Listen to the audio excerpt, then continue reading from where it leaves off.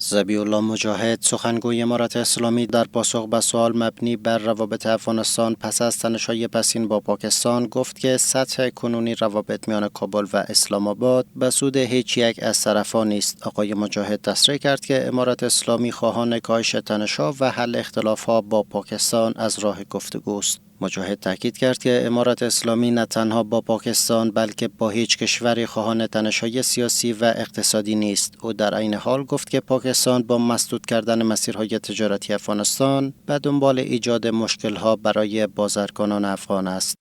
پالیسی‌های طرف پاکستان همچنین بوده که باید راه مسدود بکنن و باید موانع را به تجارت افغان ایجاد بکنن که خودش باعث تنش در روابط شده.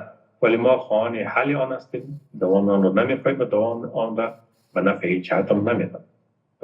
تلاش نهایی صورت می‌گیرد از طرف امارت اسلامی افغانستان که گام‌های موثر برداشته شود تا این مشکلات به گونه اساسی حل کرد.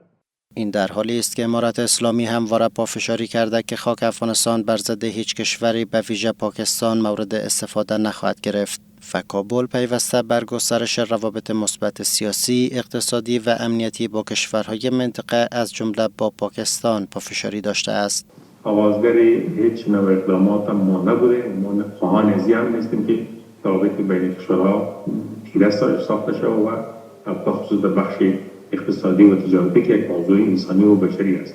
ما بارها تاکید کردیم که موضوعات سیاسی باید از موضوعات تجارتی دور ساخته شود و موضوعات تجارتی به حالت نرمال خود دوام پیدا کند، چون نیاز انسان‌ها است و نیاز بشری است و این خطه نیاز به همکاری‌های اقتصادی داره که در رشد هر دو طرف رول دارد. با این حال پاکستان با انجام حمله‌های مرزی و بمباران مناطق مسکونی افغانستان تنش‌ها را افزایش داده و این اقدام‌ها را با نام‌های گوناگون توجیه کرده است. بر اساس باورها اسلام آباد با اتخاذ سیاست دوگانه در قبال افغانستان تلاش می‌کند ناکامی‌های امنیتی و سیاسی داخلی خود را به خارج از مرزهایش پیوند بزند. این تلاش‌های پاکستان اما نه راه حلی برای بحران‌های داخلی اسلام آباد است و نمی‌تواند واقعیت‌های موجود را تغییر دهد، زیرا انتقال بار ناکامی‌های داخلی به دوش همسایه نه سیاست پایدار است و نه جایگزینی برای حل ریشه‌ای مشکل‌ها.